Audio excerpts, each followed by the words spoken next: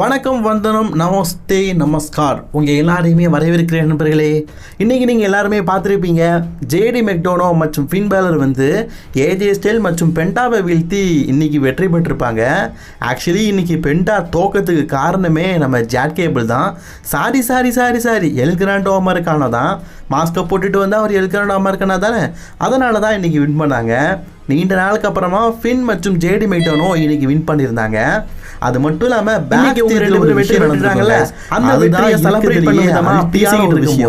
Fin baler யாருமே எதிர்பார்க்காத நேரத்தில் ரக்ஸன் ஃபேனாக்ஸை பார்த்தீங்கன்னா கூட்டிகிட்டு வந்திருப்பாங்க. இது உண்மையிலேயே ஷாக்கிங்காக இருந்தது. ஆக்சுவலி ரக்ஸனையை பொறுத்த வரைக்கும் நம்ம எல்லாருக்குமே தெரியும், அவங்க போன வாரம் தான் ஃபின் பேலர் கூட தனியாக பேசுகிற மாதிரி ஒரு விஷயம் நடந்திருக்கும். அப்போவே ஒரு சில நியூஸ் எல்லாம் வந்தது, நம்ம கூட சொல்லியிருந்தோமே. ஃபின் பேலர் வந்து ஆல்ரெடி பார்த்தீங்கன்னா டாமினிக் மிஸ்டரியோ கூட லிவ் மார்கன் கூடயும் ஒரு சின்ன ஸ்டோரியில் பிடிக்காத மாதிரி தான் போயிட்டு இருக்காரு. ரக்ஸனையை வச்சு ஏதோ ஒரு பண்ண போறாரு, மேபி கிளப் டீமை உருவாக்குறதுக்கு வாய்ப்பு இருக்குன்னு அதுக்கான ஹிண்டிங்கை தான் கொடுத்துருக்குறாங்க மக்களே. இன்னைக்கு ரக்ஸனாவை ஃபின் பேலர் பார்த்தீங்கன்னா ஜட்மெண்ட்டுக்கே கூட்டிகிட்டு வந்துட்டாரு. அது உண்மையிலேயே ஷாக்கிங்காக இருந்தது. ஆக்சுவலி அவர் கூட்டிகிட்டு வந்து என்ன சொல்லியிருப்பாரு, நான் ஸ்டார்டிங்கில் ரக்ஸனை இதுக்கப்புறமா ஜட்மெண்ட்டோட ஒன் ஆஃப் த பார்ட் அப்படின்னு சொல்லியிருப்பாரு. ஸோ இதை கேட்டு கடுப்பான ராக்கில் ராட்ரிகஸ் ஜட்மெண்ட் டேயில் லிவ் மார்கன் மட்டும்தான் ரக்ஸனே இருக்கக்கூடாது அப்படிங்கிற மாதிரி சொல்லியிருப்பாங்க.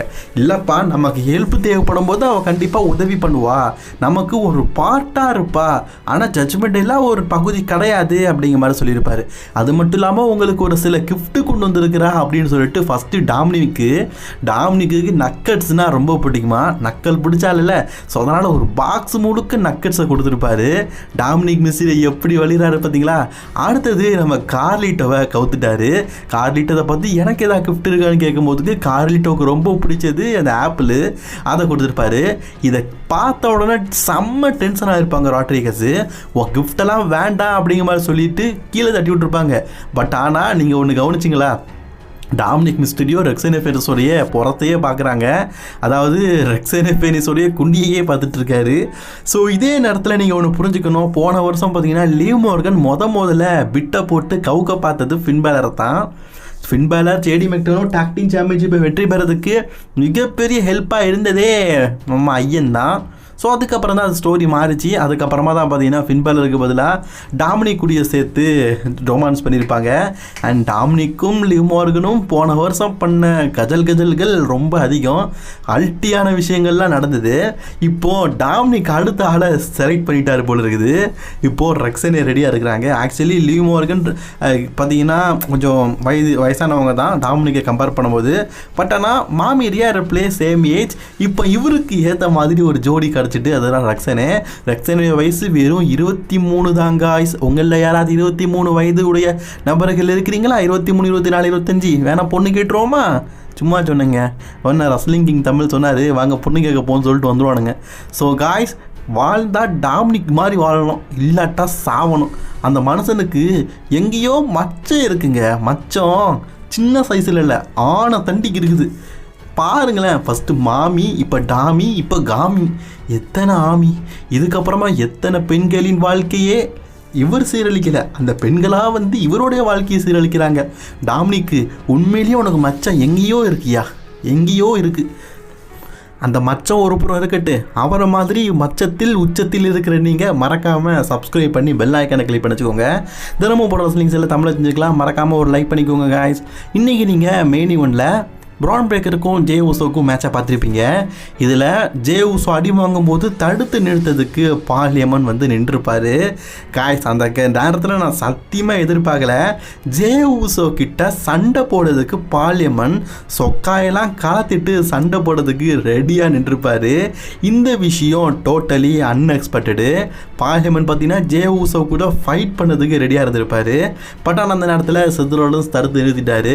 நம்ம பாலையாக்குள்ளையும் பார்த்தீங்கன்னா ரியலான ஒரு பாலையா இருக்கிறாரு. அதாங்க இந்தியாவில் பாலையா அப்படின்னு சொல்லிட்டு ஒரு ஆக்டர் உண்டுல்ல, அப்படிப்பட்ட ஒரு ரூபம் அவருக்குள்ளேயும் இருக்குது. சண்டை அப்படின்னு சொன்ன உடனே சட்டையை கலத்திட்டு நிற்கிறத பார்த்தீங்களா. ரோமன் ரெயின்ஸுக்கு கூட கெட்டி தாங்க பிடிப்பாரு, ஆனால் செத்ரோலன்ஸுக்குன்னா சட்டையெல்லாம் கலத்திட்டு சண்டைக்கு நிற்கிறாரு. பெரிய முகமது அலின்னு நினைப்பு பாக்ஸிங்கு நிற்கிறாரு. பால் ஹேமன் வர பார்த்தீங்கன்னா அவருடைய ஃபன்னும் நகைச்சுவையும் நல்லா இருக்குது. பட் என்னதான் இருந்தாலும் ரோமன் ரெயின்ஸ் கூட இருக்கிற அளவுக்குலாம் வரல. ஸ்டார்டிங்லேயும் ரோமன் ரெயின்ஸ் கூட இருக்கும்போது பால் ஹேமன் அந்தளவுக்கு இல்லை, அதுக்கப்புறம் தான் மெமேல ஏறிச்சு. ஸோ மேபி இதுக்கப்புறமா பால் ஹேமன் நல்லா பண்ணுவார் அப்படின்னு எதிர்பார்க்கலாம். இப்போது இப்படி தான் ஸ்டார்டிங்கில் ரோமனுக்கும் இருந்தது. அதுக்கப்புறமா பார்த்தீங்கன்னா குந்தர், இன்னைக்கு குந்தர் பார்த்தீங்கன்னா ரால வந்து ஃபஸ்ட்டு உலகநாதன் லோகன் பால் கூட ஃபேஸ் அப் பண்ணியிருப்பாரு. ஆக்சுவலி உலகநாதன் லோகன் பால் பார்த்தீங்கன்னா இப்போ நடக்க போகிற சாட்டர்டே மெயின்ல ஜெய் ஊசுக்கு அகேன்ஸ்ட் தான் ஹெவி வெயிட் சாம்பியன்ஷிப்பாக மோதுறாரு. கைஸ் இந்த வாரம் சண்டே தான் சாட்டர்டே மெயின் இவெண்ட் வந்துடாதீங்கன்னா. ஸோ அந்த சாட்டர்டே மெயின் இவெண்ட்டில் இப்போ லோகன் பால் என்ன சொல்லியிருக்காருன்னா, கண்டிப்பாக நான் வெற்றி பெறுவேன்னு. அதுக்கு தான் குந்தர் வந்து சொல்லியிருக்காரு, ஒருவேளை வெற்றி பெற்றால் உன்னுடைய அடுத்த சேலஞ்சர் நான் அப்படின்னு. ஸோ எப்போ பார்த்தீங்கன்னா மணி இந்த பேங்குக்கு அடுத்த வாரம் ரால, அதாவது ஜூன் 9 தான் மோத போகிறாங்க. மணி இந்த பேங்கை விட அதுக்கு அடுத்த ராவை பெருசாக கம்பேர் பண்ணி பெருசாக ப்ரொமோட் பண்ணுறாங்க. அதுக்கு இன்னும் நாள் இருக்குது, 3 வாரம் இருக்குது, அதுக்குள்ளே இப்படி ப்ரொமோட் பண்ணுறாங்க. அண்ட் செத் ரோலன்ஸ் பார்த்தீங்கன்னா லோகன் பால் என்ன சொல்லியிருப்பாருன்னா, நீ வந்து ஒருவேளை ஜே ஊசுவை வீழ்த்தி ஹெவி வெயிட் சாம்பியன் ஆகிட்டா ரசல்மேனியாவுடைய ரீமேட்சை பார்க்கறதுக்கு வாய்ப்பு இருக்குது அப்படிங்கிற மாதிரி சொல்லியிருப்பாரு. ஆல்ரெடி செத் ரோலன்ஸ்க்கும் உலகநாத லோகன் பாலுக்கும் ரசல்மேனியாவில் மேட்ச் நடந்துட்டு, பட் ஆனால் அப்போ இருந்த செத் ரோலன்ஸ் வேறு, இப்போ இருக்கிற செத் ரோலன்ஸ் வேறு, கொலவெறியின் உச்சத்தில் இருக்கிறாரு. ஸோ செத் ரோலன்ஸ் பார்த்தீங்கன்னா ஓப்பனாக சொல்லிட்டாரு, நீ ஒருவேளை சாம்பியன் ஆகிட்ட அப்படின்னா ஜூன் 9 குந்தர் கூட மோதுவேன், அதுக்கப்புறமா நான் தான் மோதுவேன் அப்படின்னு. வேர்ல்டு ஹெவி வெயிட் சாம்பியன்ஷிப்புக்காக எத்தனை பேர் ரேசங்கடையில் நிற்கிற மாதிரி இருக்காருன்னு பாருங்களேன். ஆனால் சாம்பியன்ஷிப்பு தான் ஒரு ஆள் ஒரு எப்படி சொல்ல ஹெவி வெயிட் ரெஸ்லர் இல்லாமல் தவிக்குதுங்க அந்த ஹெவி வெயிட் சாம்பியன்ஷிப். பேசாமல் குந்தர்கிட்டே இருக்கலாம் போல இந்த சாம்பியன்ஷிப். அண்ட் குந்தர்கிட்ட செத் ரோலன்ஸ் பேசும்போது குந்தர் பார்த்தீங்கன்னா செத் ரோலன்ஸை கலாச்சி விட்டுருப்பாரு. நான் பார்ப்பா உன்கிட்ட எனக்கும் உனக்கும் சண்டை போடனா இப்போவே நான் ரெடி, அது ஹெவி வெயிட் சாம்பியன்ஷிப்பாகலாம் இல்லை அப்படின்னு சொல்லிட்டு பேசியிருப்பாரு. ஆக்சுவலி டபிள்யூடி பார்த்தீங்கன்னா பல முறை குந்தருக்கும் செத் ரோலன்ஸுக்கும் மேட்ச் நடக்கிறதுக்கு ஹிண்டிங்கை கொடுத்து வச்சுருந்தாங்க. ஆனால் கடைசி வரைக்கும் அது நடக்க முடியலை. ஏன் அப்படின்னு தெரில. இது ஒரு நல்ல சான்ஸ், இதை வாய்ப்பை பயன்படுத்தி குந்தருக்கும் செத் ரோலன்ஸுக்கும் மேட்ச் நடக்குதான்னு பார்ப்போம். நடக்கவே இல்லைன்னு சொல்ல முடியாது, 2 தடவை நடந்திருக்குது. ஒருக்கா டிஸ்குவாலிஃபை முடிச்சிட்டாங்க, அதுக்கப்புறமா அது ஒரு 6 man tag team மேட்சாக ஒருக்கா நடத்திட்டு இருக்கிறாங்க. இதை தவிர்த்து பார்த்தீங்கன்னா டபிள்யூபிள்யூ வந்து ஒருக்கா சிங்கிள்ஸ் மேட்ச் நடத்திருக்கிறாங்க. அதில் செத் ரோலன்ஸும் வின் பண்ணியிருக்காரு. அதெல்லாம் 2018 காலத்தில். அப்போ குந்தர்லாம் பார்த்தீங்கன்னா வால்டர் அப்படிங்கிற பேரில் குண்டா பப்ளி மாஸ் மாதிரி இருந்தார். இப்போ தான் ஆள் பார்த்தீங்கன்னா அப்படியே உடம்பெல்லாம் குறைச்சி பைல்வான் மாதிரி மாறிட்டார். இந்த வாரம் ரா நடக்கும்போது டபிள்யூபிள்யூ எப்படி அட்வர்டைஸ் பண்ணாங்கன்னா, இந்த வாரம் நடக்க போகிற ரால வந்து மணி இந்த பேங்க்கான குவாலிஃபை மேட்சஸ் நடக்கும் அப்படின்னு சொல்லி தான் டபிள்யூபிள்யூ வந்து முழுக்க அட்வர்டைஸ் பண்ணியிருந்தாங்க. இது உங்களில் பல பேருக்கு தெரிஞ்ச விஷயந்தான். டபிள்யூபிள்யூ அட்வர்டைஸ் செய்யப்பட்ட எல்லாத்தையுமே பண்ணாங்க. பட் ஆனால் ஒரு சில விஷயங்களில் ஏமாற்றிட்டாங்க. ஃபர்ஸ்ட் ஆஃப் ஆல் டபிள்யூபிள்யூ பார்த்தீங்கன்னா நீங்கள் ரா ஆரம்பிக்கும் போது தான் குவாலிஃபைல யாரெல்லாம் இருப்போம்னு சொல்லியிருந்தாங்க. அந்த வகையில் ஃபஸ்ட்டு குவாலிஃபை பார்த்தீங்கன்னா பெக்கி லிஞ்ச், நட்டாலியா, ராக்ஸன் ஃபெனிக்ஸ் இவங்க 3 அகேன்ஸ்ட் பேருக்கு நடந்தது. இதில் பார்த்தீங்கன்னா உங்கள் எல்லாருக்குமே தெரிஞ்ச விஷயம் தான் ராக்ஸன் ஃபெனிக்ஸ் வின் பண்ணிட்டாங்க. அதே மாதிரி ரியா ரிப்ளே ரொம்ப நாள் கழிச்சு பார்த்தீங்கன்னா இன்றைக்கி கேரி ஜெயின் ரிட்டர்ன் ஆகிருக்கிறாங்க. அண்ட் ஸ்டோகி ஸ்டாக் இவங்க 3 பேருக்குள்ளே ட்ரிபிள் த்ரெட் மேட்ச் பார்த்தீங்கன்னா கன்ஃபார்ம் பண்ணியிருந்தாங்க. இப்படி 2 மேட்ச் நடந்தது. ஒரு மேட்ச்சில் மாமி ரியா ரிப்ளே வின் பண்ணிட்டாங்க. காய் சீரியஸ்லி சொல்லி ஆகணும், மாமி இஸ் அ ஹாட் காய். ஆரம்பத்தில் ஆம்பளை மாதிரிலாம் ட்ரெஸ் பண்ணிட்டு ஆம்பளை மாதிரி இருந்தாலும் இப்போ கவர்ச்சி கண்ணி ஆகிட்டாங்க. நம்ம சப்ஸ்கிரைபர்ஸில் கூட பல பேர் பார்த்தீங்கன்னா ரியா ரிப்ளேக்கு ஒரு மிகப்பெரிய ஃபேனாக இருப்பாங்க போல இருக்குது. அப்படிப்பட்ட கண்ணி ஆகிட்டாங்க. கூடிய சீக்கிரம் மாமியும் மம்மி ஆகணும் அப்படின்னு நம்ம வாழ்த்தலாம். அடுத்த எக்ஸ்பீரியன்ஸ் வின் பண்ணிட்டாங்க. ஆக்சுவலி டபிள்யூடி பார்த்தீங்கன்னா இன்றைக்கி மென்ஸுக்கும் உமன்ஸுக்கும் தான் மேட்ச் நடக்குது அப்படின்னு சொல்லியிருந்தாங்க. ஆனால் இன்றைக்கி மென்ஸுக்கான மேட்சை நடத்தலை. அதுக்கான காரணத்தை சொல்லாமல் அடுத்த வாரம் நடக்க போகிற மண்டே நைட்டிலிருந்து மென்ஸுக்கான குவாலிஃபை மேட்ச் நடத்தும்னு சொல்லிட்டாங்க.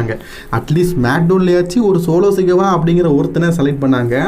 இன்னொரு குவாலிஃபை இந்த வாரம் நடக்க போகிற ஸ்மாக்டவுனில் நடக்க போகுது.